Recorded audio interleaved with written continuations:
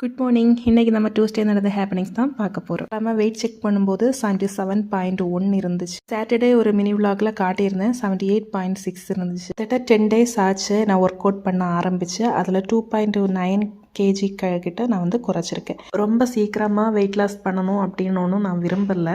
என்னை பொறுத்த வரைக்கும் மெதுவாகவே குறைச்சா போதும்.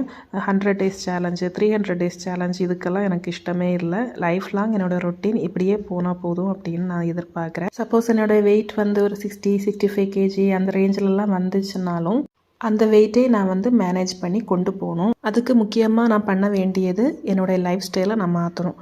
முக்கியமாக ஹோட்டல் சாப்பாடு, வெள்ளை சர்க்கரை, மைதா, டீப் ஃப்ரைடு ஃபுட்ஸ் இது எல்லாமே முடிஞ்ச அளவுக்கு அவாய்ட் பண்ணாலே நம்ம உடம்புல வந்து நிறைய மாற்றங்கள் நமக்கே தெரியும். ஏன்னா எனக்கு வந்து இந்த 10 டேஸில் நிறைய மாற்றங்கள் தெரிய ஆரம்பிச்சிருச்சு. நல்லா கொஞ்ச நாள் கஷ்டமாக தான் இருக்கும் இதெல்லாம் அவாய்ட் பண்ணணுமா அப்படின்னு. போக போக அப்படியே பழகிரும்.